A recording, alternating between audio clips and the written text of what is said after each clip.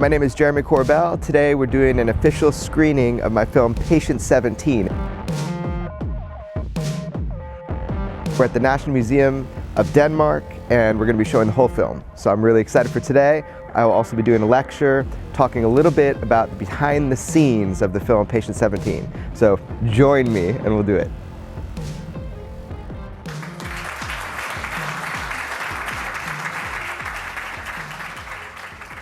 This field is so broad. There are so many aspects to the UFO field. There's so many different areas of interest.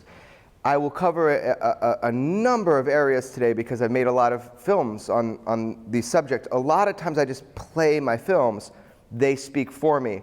But this time I'm going to try to kind of tell you the behind the scenes on some of the stuff, some of the characters that you see I've filmed. Also, today I hope to show you something I've never been able to show anybody before, because it's never been done. So this will be an epic day. Towards the end, I hope to show you something that you did not expect. Not a real UFO or anything. Okay. So this presentation is UFOs are clockwork orange. It's just a very simple metaphor. As a filmmaker, the idea, as you'll see throughout the presentation that I give today, is that UFOs are not as they appear, that it might be something more or different or even maybe artificial. So let's see if we get there. That's me, okay. I identify myself as an investigative filmmaker. I think anybody with an iPhone and a little bit of curiosity could say the exact same thing. It's not a special title. It's just somebody that decides to use the visual medium of film and investigate something that they're curious about. Obviously, UFOs is a very deep topic. I'm going to show you a few clips throughout this presentation. These clips are kind of associate you a little bit with my work. I don't assume that you've seen my films. So this is the intro for my series, which is important because you'll see the overarching theme is not UFOs, I know everything. It's extraordinary beliefs. It's the ideas, the extraordinary beliefs of credible individuals. So here's the intro. My name is Jeremy Corbell.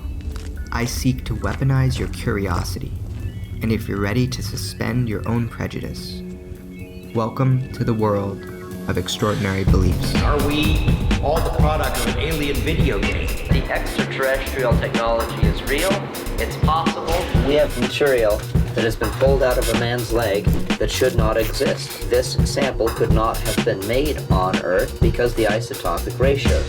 I know there are alien craft here from another planet. I was inside one. Who are we? And where are we actually sitting within the architecture of our universe? Are we alone? Or is the answer simply stranger than we can think? All right, so that's the kind of intro for my whole series called Extraordinary Beliefs. As you could see from some of that footage, you might recognize some of the people that was in that video. So, sixth man to walk on the moon, Dr. Edgar Mitchell, right?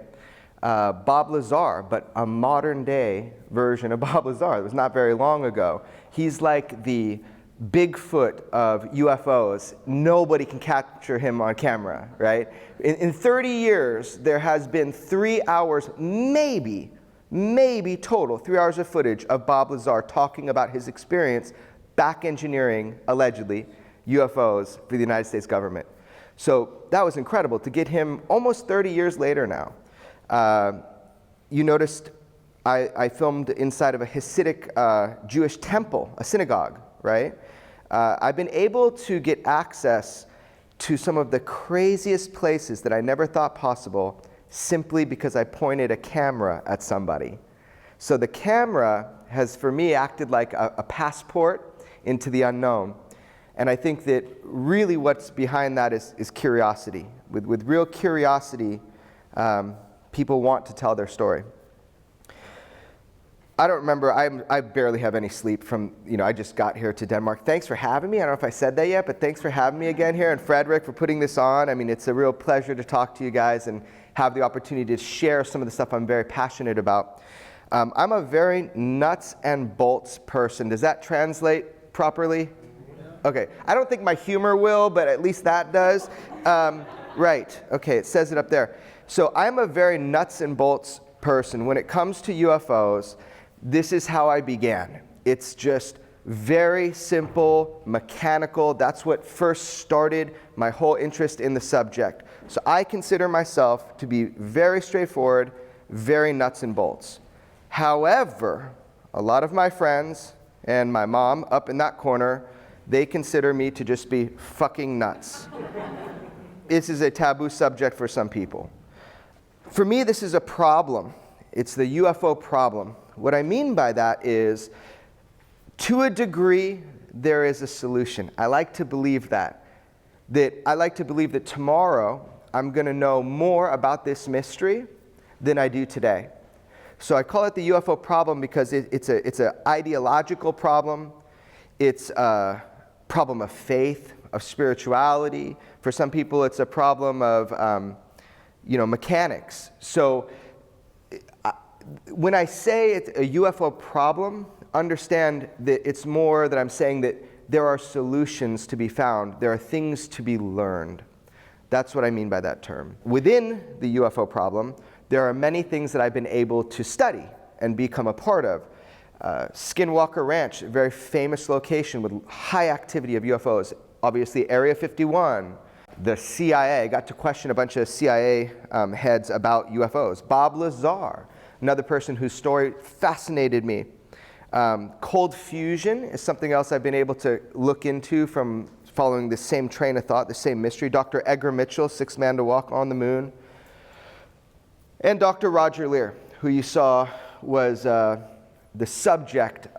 initially the subject of my film I showed you today, Patient 17, although Patient 17 became the real subject of that film. Altogether, all of these things that I've been able to film and get deep into, ultimately, it's all what I call the phenomenon. It's just a simple blanket term that I use to describe all of these things because I have quickly learned that it's not just about hard metal silver disks visiting from potential other star systems, that the UFO phenomenon, it encompasses so much of the human experience, from faith to belief to medicine to psychology. So if you're picking up what I'm putting down, I'm basically saying this is a vast mystery. That's why we need so many different perspectives. That's why we need so many different professional individuals looking at this from a standpoint of art, to journalism, to science, to faith, to mythology, to psychology. We need people in all fields to contribute and not be passive. Mark my words, there is a mystery, a true mystery here. This phenomenon is real. It's happening. It's tangible. It's partially physical. But you could deny it all day long. It is a real phenomenon. I think I'm preaching to the choir. So I'll shut up. Okay. Usually that's when people start throwing things at me. Anyway. Yeah, so I was 13 years old. Somebody asked me, why did you get interested in this? A gentleman asked me over here, why did you get interested in this? Really, I was 13 years old, and on the radio I heard who is now my mentor in journalism, George Knapp, and he was interviewing the famous Bob Lazar, right? The cosmic whistleblower. The guy who, if he's telling the truth, the same story he's been telling you for 30 years now, if he's telling the truth, then we need to start accepting that truth. Okay, so I heard Bob on the radio with his best friend Gene Huff, and they were talking about the propulsion system. The propulsion system that Bob Lazar allegedly worked on at a sub-base of Area 51 called S4, or Site 4. And why that weaponized my curiosity, why that threw me into this world of interest is because, and I'll try to explain it very simply, it flipped the script. It flipped my thoughts. I went from thinking that, as a kid, I went from thinking locomotion, you have to push, and you have to push against something to go forward. So I was kind of in your guys' camp. oh, of course there's life out there in the universe. Although when I was 13 years old and I was talking about this, I mean, people really thought I was crazy. Most of you in the room know what it was like, 30 years ago or 28 years ago talking about this.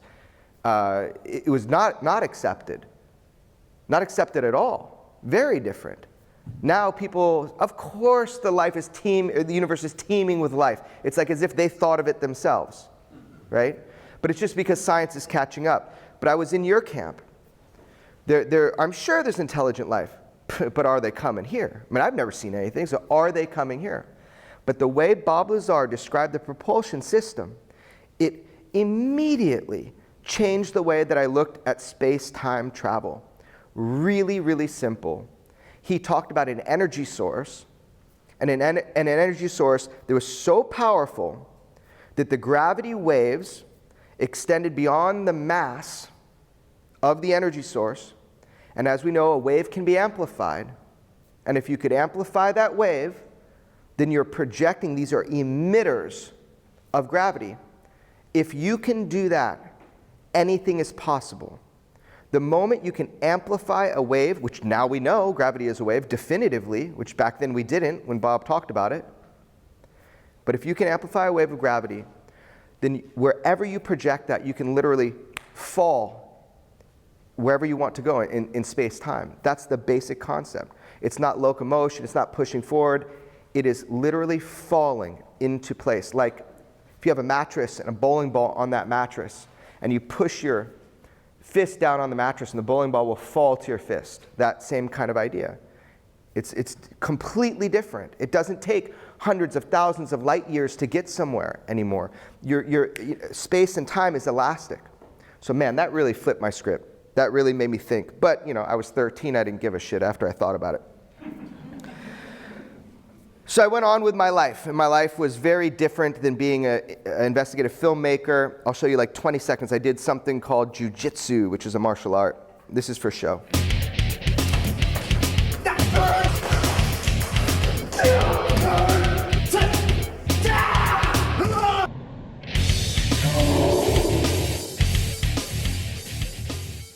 I don't even recognize myself. That's like a previous life. So that's a little clip that basically shows a demonstration I did for kids, that kind of thing. But it was a very hard impact, high impact life. It was high science. But you can only do that for so long. So when became less painful to do what I do now.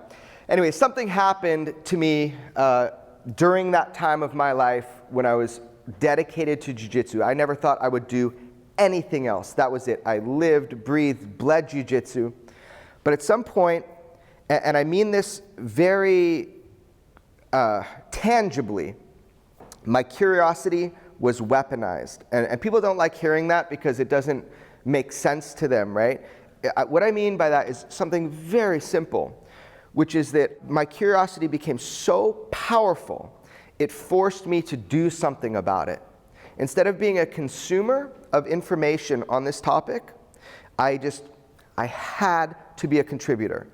And I think that that's the biggest thing that I can say, in any time I talk with a group of people. We need more bright minds dealing with this subject. Anything you can do to contribute to our understanding of this in whatever way you can, please do. That's what I mean. I want to weaponize your curiosity. I want to make it so uncomfortable for you to do nothing about this that you end up doing something. So anyway, I wondered what it would be like to be an investigative filmmaker. And luckily, I am very persistent. I think my greatest quality as far as getting things done is I can be really annoying to people that ignore me. And I was just really annoying. Finally, I found this journalist who I really respected, and I said, I need to know what it's like to be an investigative journalist. How do you do this? And I want you to hear it from him. How do you get people to talk? How do you win the trust of a source?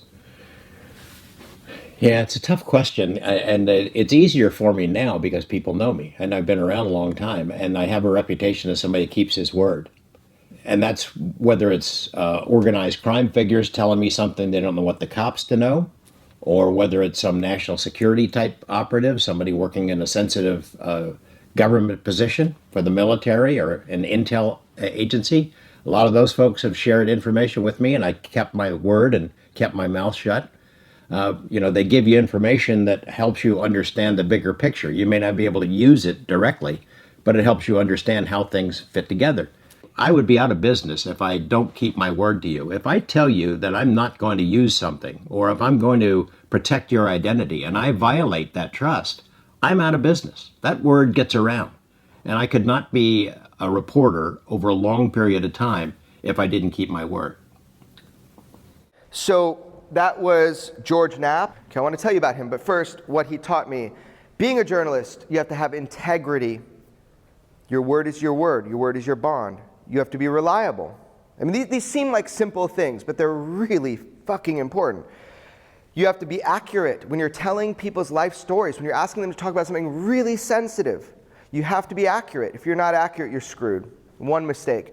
You have to be, have attention to detail and be sociable. You can't be a jerk. You need to be sociable, or people are not going to tell you these deeper experiences that they had. We're not talking about what did you buy at the grocery store yesterday. We're talking about how is your complete paradigm shifted because of your encounter with a UFO. So that's, these are the things that he has instilled upon me. I've had the opportunity to mess him up, and I haven't. But that's a choice every time. But the number one thing you need in this field as an investigative filmmaker, the number one thing, yeah. You have to have a huge fucking bullshit meter. Sorry, Mom. She hates it when I curse. The point is that most people are full of it. I'm sorry. It's just true. Most people are full of it. And you wonder why. Why would you waste your time? And usually it's just that people feel lonely. They need recognition, So you have to do that, because if I chased every story that was presented to me, if I can't move the needle forward, you might be telling the truth, but I can't help you. So we all have to decide how we spend our time in this field, however you're going to contribute. Okay, so how do I make my films? I think this is something that a lot of people ask me, and the simple question is very, very slowly. So don't expect much from me, okay? I'm a one-person show. I film, direct, edit, audio engineer, produce everything on my own. It's a miracle to me that one of my films is going to be mass distributed. This is something a labor of love. So I do it all by myself. But the thing is the main thing I do is I look for people closest to me. You all have people close to you that have fascinating stories that you could engage in their lives. You have to start with the people and the things closest to you. Interestingly enough, one of the people closest to me, do you guys know about Star Trek? This is all about aliens. This is about the Prime Directive. I mean, this is like, whoa, this is something that I figured would be really cool. Well, I thought you would enjoy this.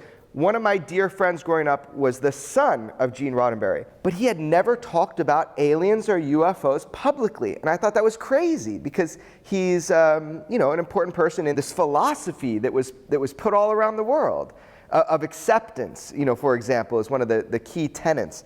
So I had him, his name is Eugene Roddenberry, and I just want to show you a little message he has, actually for you guys.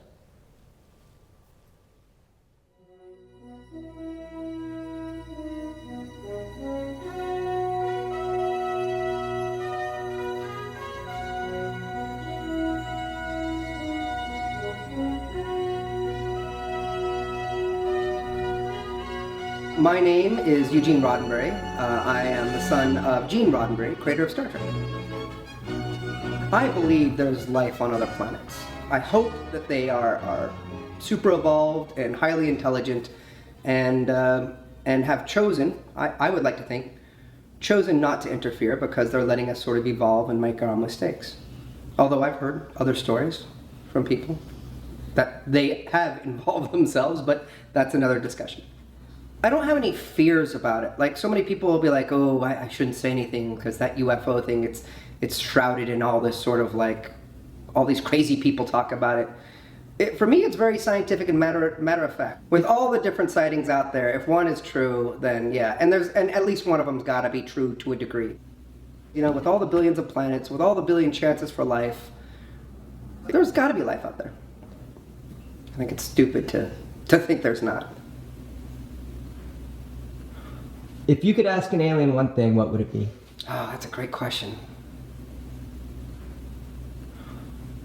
How did they get to where they are today, assuming they're a more advanced species? And because it would give me hope that maybe we can get to that point one day too.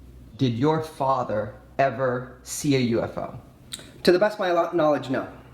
To the best of my knowledge, I do not know. Actually, to be completely honest, I'm totally unaware if my father ever knew about any sort of UFOs or had any interaction. And you've never seen a UFO before? I've never seen a UFO. No. Would you like to if they exist? Are you kidding me? I'd want to fly in one. I wouldn't want to fly it. I'd want to be in one. But what is a UFO? I mean, obviously the language unidentified flying object could mean anything, but I think what we're talking about is a craft built by another race, another species from an alien world. And that would be cool to see. A highly advanced intelligence that builds a craft that can somehow traverse space-time. Right, yeah. That's not what UFO means, but that's what we're talking about. Right, that's what we're talking about, right. Do you have anything that you'd want to say to the audience right now? The only thing I would want to say to the people in this particular audience is I am a believer that there is some sort of life out there, and my preference is intelligent life that's evolved beyond ours. And I appreciate everyone who's been out there kind of trying to find it, who's been digging deep. I mostly appreciate those who have looked at it in a way that is scientific and rational and through deduction and trying to find evidence and proof. It's an uphill battle. I mean, I have no doubt whether it's just because the general public isn't willing to believe, or whether because officials in whatever programs are closing doors and not letting you know. But I do appreciate that there's people out there who keep asking the question and keep knocking on those doors and keep discovering things. I am excited for you all to be vindicated, for us to meet that alien life form or whatever it is, and for however many millions of you are out there, see, we're not crazy. There's life. And I don't know if I believe that'll happen or I just want it to happen. It's both. I believe it will happen and I want it to happen. Because I am a believer too that there's got to be something beyond us. Because the universe is a big place.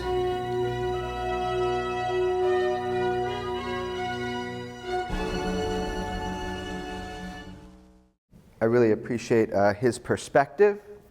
He's a very analytical person, but he comes from this, kind of family heritage where he should have an opinion. So it's nice to finally get that opinion from him. So you guys, everybody watched this movie today. So I'm going to go over some of the fine points on it, and we'll see how deep we go into this. This is the most significant pieces of actual UFO and extraterrestrial data we have ever seen. Who are we? Are we alone? And where are we actually sitting within the architecture of our universe? I was recently introduced to a surgeon who claims to remove implants, nanotechnology microchips embedded by aliens. Dr. Roger Lear did confirm I was going to be patient number 17. He says a little spot here that shows through. Yeah, it's right there. Send half the object in for analysis and tell us whether the material is from off-planet. We're talking about something that is highly advanced and fabricated by an intelligence, is that correct? Yes. I don't have any answers. I'm still doubting Thomas on what this could possibly be. I just want all this to end. I just want it removed. This is scarier than hell. Wow. We have a total of 36 elements here. This is the most astounding array of elements in a single sample I've ever seen. It's the biggest story of the 20th and 21st centuries. It's the biggest story never told. I've been trying for months to get a hold of Steve. He's changed his phone number, won't answer any of my messages. What are your thoughts? I'm telling you, it's not from here. This sample did not come from our solar system, much less the Earth.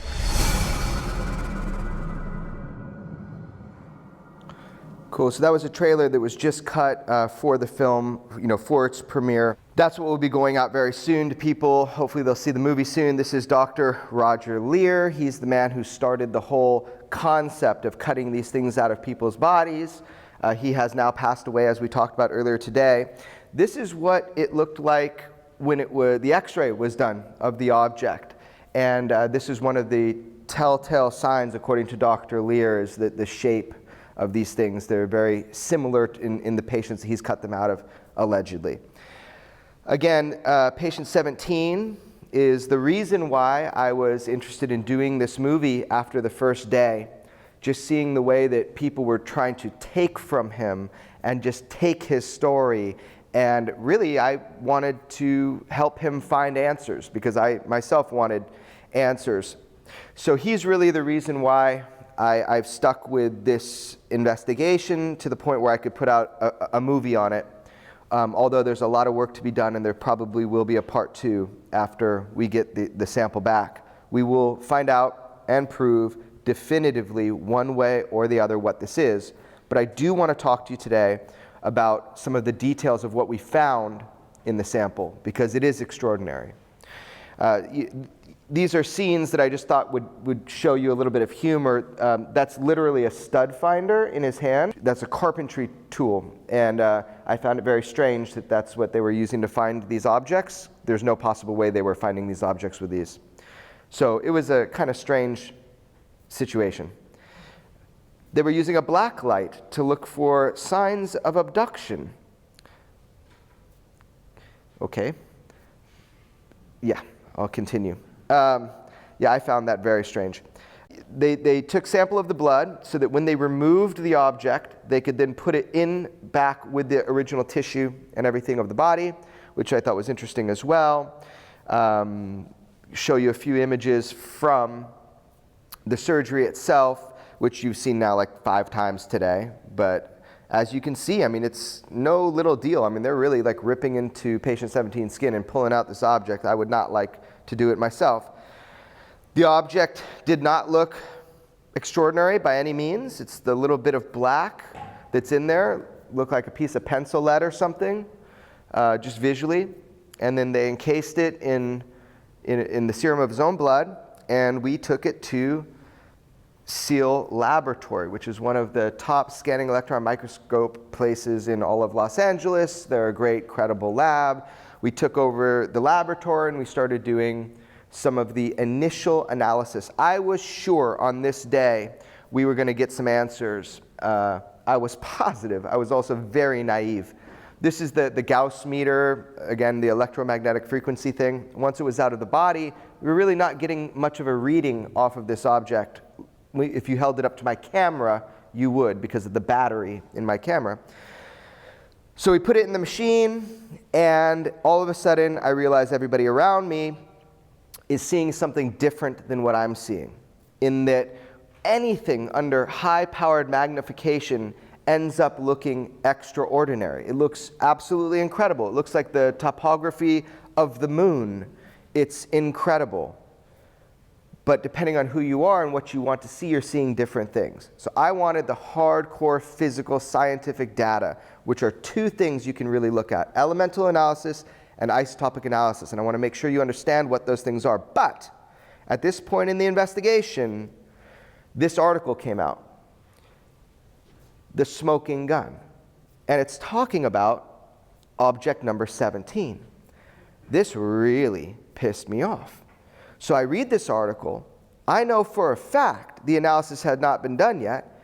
And there's an article saying it's the smoking gun. So I was furious because I told Dr. Leir I was going to expose him if he's trying to mislead the public. Anyway, I started reading the article a little bit more, and they were talking about other samples and incorporating results from other samples. So it was not a lie, but I felt it to be misleading because we had not done the analysis. So I was even more eager to get scientific analysis done on this object so I could case close fun movie, done, right? That was the idea. And then, of course, Dr. Lear passed away right then. He had a heart attack. And I mean, I talked to him the day of, I believe, when he died. And it was a shame because it was like a boat had lost its captain, right? There was nobody really, for me to follow to say, okay, well, how do you do it? What's the next step? Dr. Lear was a very sane, rational person, so I enjoyed talking with him about it. So anyway, I had to do the scientific analysis myself, finally got the piece, sent it to the lab, and here's what I want to talk to you about today, specifically about this, before we get into the other weird stuff. All the elements in red are what have any abundance in this piece.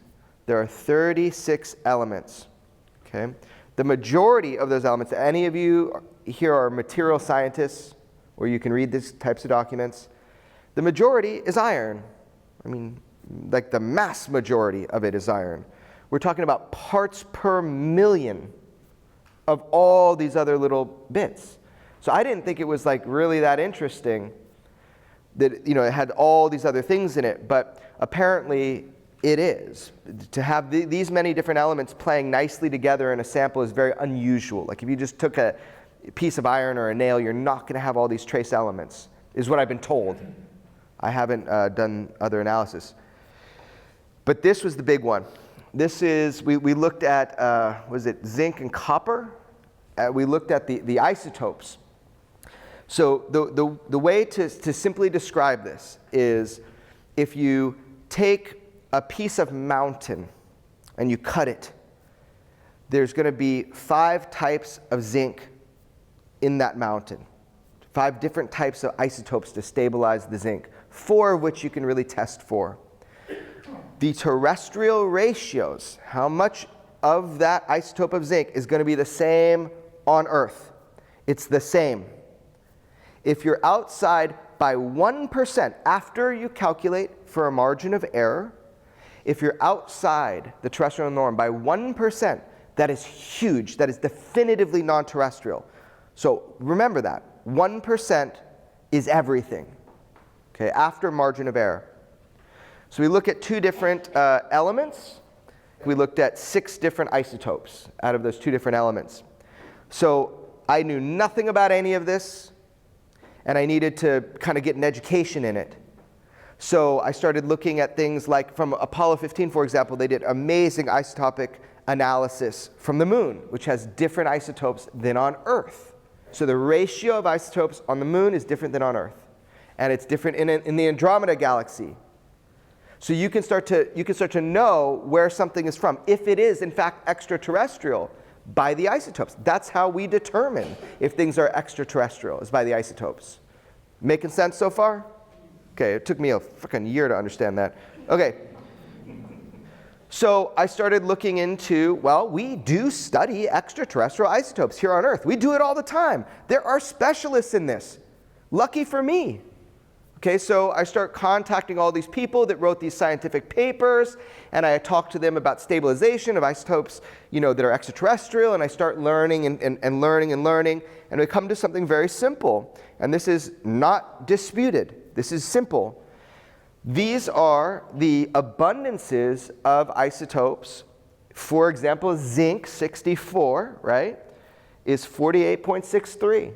That is accepted. That is the terrestrial norm. There's one other number people go by, but this is the accepted one right here. Isotopic abundance is found in sample 17. Notice the zinc 64. So we're at 51.1%, and notice that is a relative standard deviation of 1.25%. So that's huge. So we're basically saying you need to cut off 1.25 above or below because our machines don't exactly do better than that. So terrestrial abundance, 48.63. Sample number 17, 51.1. Remember what I said, 1% is everything? So at the highest, if the standard deviation, right, of 1.25, at the highest is 52.35, at the lowest it's 49.85. If it's correct, without the standard deviation above or below, the sample is 2.47 outside the terrestrial norm. It could be as high as 3.72, or it could be as low as 1.22. So we're looking at 2.47 outside the terrestrial norm. How the hell is this in a guy's leg? I mean, this is to me now really interesting. I did not expect this. Patient 17 did not expect this. In fact, it annoyed us because all of a sudden, we don't know what to think. So this is now one test. I went to my mentor, George Knapp, and I was like, okay, look, you've been down this road a bunch of times. This evidence seems too good to be true. What do I do? And he's like, dig deeper. Don't publish anything. Dig deeper. Find out more. Okay, well, how do I do that? I found the one specialist on this earth who dealt with zinc extraterrestrial isotopes. I found this research paper from like 12 years ago, and this doctor in Middle America who's like now a normal doctor, I call him up and I start asking him all these questions about extraterrestrial zinc isotopes, and this guy thought I was just fucking mad. You know, he's like, but he really quickly started to figure out where I was going with this. And I was like, look, man, you wrote like one of the definitive papers on extraterrestrial zinc. This is a very specific question, but I need to know, you know, is there anything to these results? Because these were from an accredited lab, one of the best labs in the world, Northern Analytic. You can look up this lab. And he looks at the results, and he tells me they're impossible. That there's contamination. Okay, first time I heard that. Let me get into that. Or the lab is pulling one over on me. Anyway, I said, okay, tell me about contamination. That is very interesting. Okay, nickel 64 can sometimes be seen as zinc 64. In order for that to happen, you have to have not washed. They call it washing the zinc. You have to triple wash it. I said, great, we found an answer, no problem. I'm calling the lab. So I call the lab. They have no idea what the results are. They like basically print them out and send them to you. I get the guy to pull up the file, pulls up the file, and I say, is there any chance that you have contaminated my sample? And of course, he's on the defensive because no, it says right here, we triple washed the zinc. This is our livelihood. Governments depend upon our results. Why would we cut corners and give you bad results? Sometimes it's a matter of life and death. These are for materials. Sometimes they do analysis for materials for planes. I said, okay, good point. Will you look at the results for me? So he looks at the results, and he starts kind of getting silent, you know, on the phone, like stuttering, like, oh, yeah. So I start to notice that he too sees these results are interesting. And I go, okay, so what do I do, man? So you're telling me your lab gave me the good results. You see my issue here. And he goes, look, this is your problem. We just do analysis. I can't tell you what it is that you have. Okay, fair enough. Anyway, the point is, with one test, I can't prove that it was not contaminated. I need to do more tests. But it was interesting to see everybody's reaction. It was very telling about the psychology of humanity, you know, when something is outside of your scope of belief. I then went to UCLA, the head meteorite specialist, because Dr. Lear and people were throwing around these terms like meteoric iron, and I didn't even know what that was. In fact, it's not meteoric iron. Definitively, Object 17 is not a meteor. It is not meteoric. It is definitively not a meteorite. I asked one of the world's specialists, top specialists, not a meteorite. They can tell by how much, I think, nickel is mixed with the iron.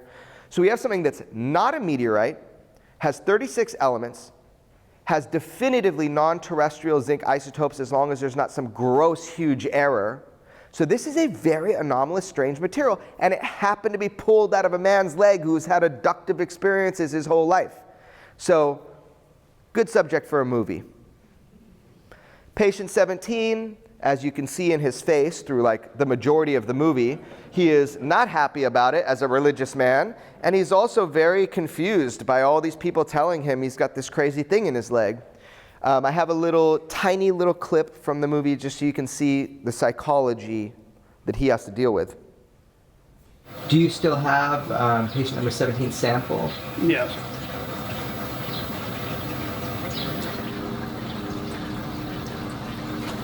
I think most people are like the fish.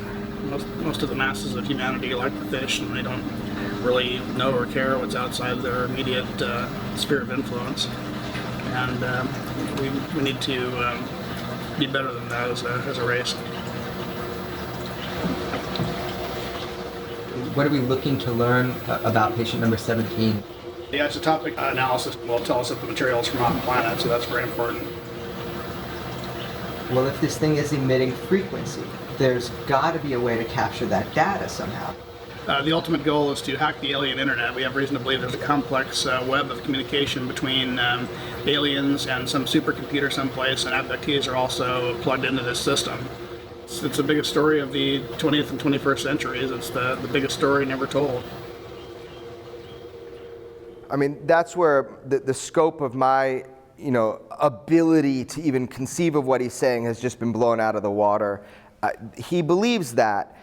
I don't know what to say about that. He is saying, because I asked that question that one of you asked me earlier, well, if it's emitting frequency, can't you study that frequency? Of course, that's what I want to know, right? We all want to know that. And he basically says, look, we're all part of this alien internet, all of us abductees, and, essentially, but that is the goal, hack the alien internet. And I was like, okay. Well, that puts patient 17 at a crossroads.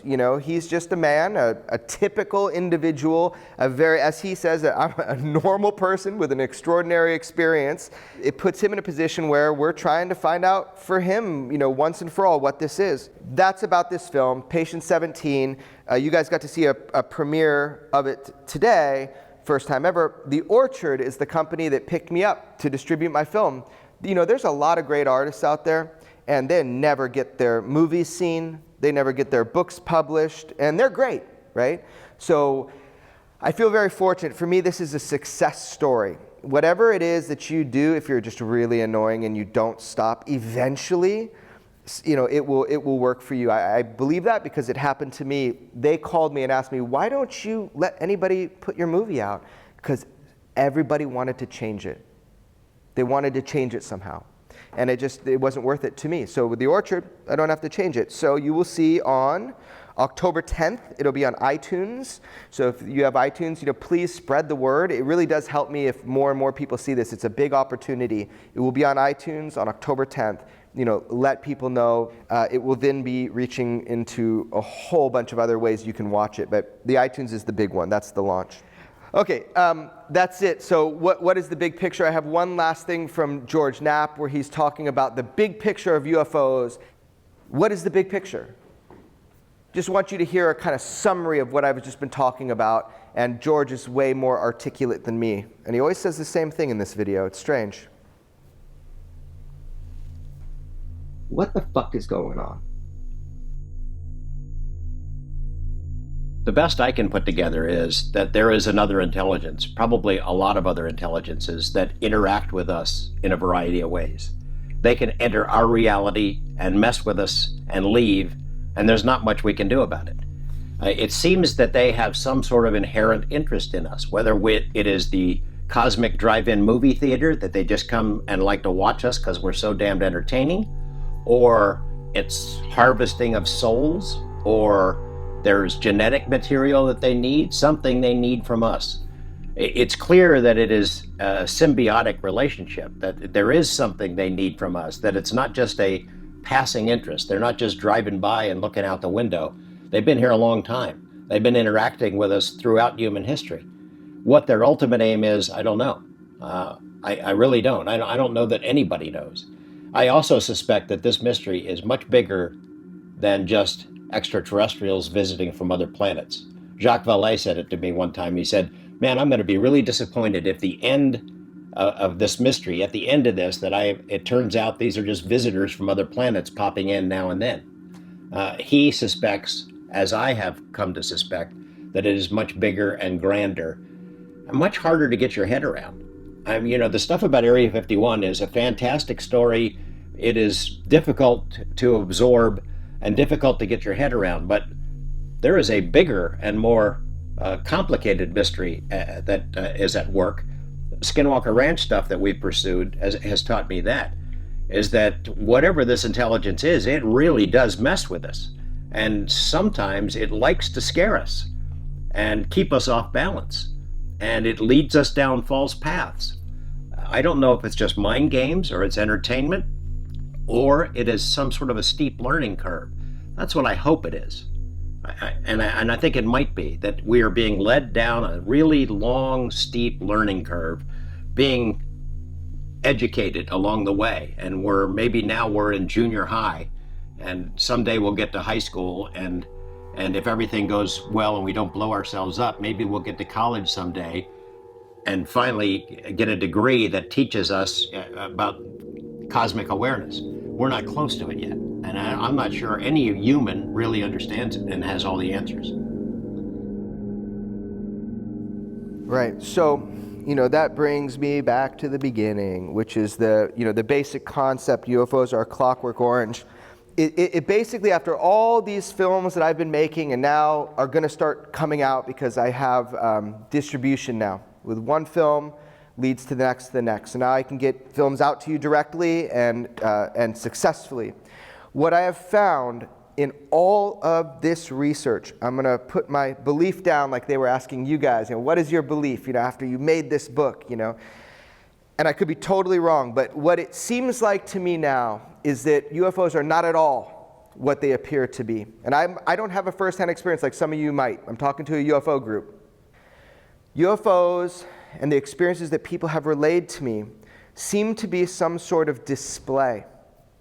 It seems to be an educational process, meaning that we can tell by the method and by the pattern that these things tend to be in waves and show themselves and what's communicated. If you start to put that all together over time, right, you start to see that there is an education going on. There's something being conveyed depending on culture and time. What is shown is always just advanced from where we are now. The most depressing moment in my whole UFO studies, I had Jacques Vallée up to my ranch, the old school godfather of real hardcore UFO information and study, has had access to government databases, and I was like sitting there and the sun's going down, and I'm like, this is it, Jeremy, ask him, and I'm like, hey Jacques, so what is this all about? The UFOs, what's actually going on, And he just takes this long pause and he's like, you're asking all the right questions. You're asking the big questions. It took me 50 years to ask those questions. You're asking the right questions, but I don't know the answers. It's a bigger mystery to me today as it was back then, but at least you know the right questions to ask. And I was like, Jacques, that is depressing as hell. Just, you're supposed to tell me what's going on, the easy way. But anyway, point being that I think it's much bigger than saucers. I think it's much bigger than the narrative that's being told. I think it's much bigger than the individual experience. Because if you talk to somebody who had a close encounter, it's never just I saw a disc. It's never just a little I saw a disc. There's always more to it. But people are afraid to tell you because they tell you they're going to feel discredited. It's okay to say you saw a disc or a light. But to tell you anything more, it's too scary. It's too strange. It's too weird. So anyway, that's the concept. UFOs are Clockwork Orange, that, it represents something, but it is not what it represents. That's my website. You can see everything there. I hope you go there and enjoy it. Again, thank you so much. It's just an opinion I have, but look for my movies coming forward. There will be a lot coming out, and thank you so much for your time and attention today. Thank you.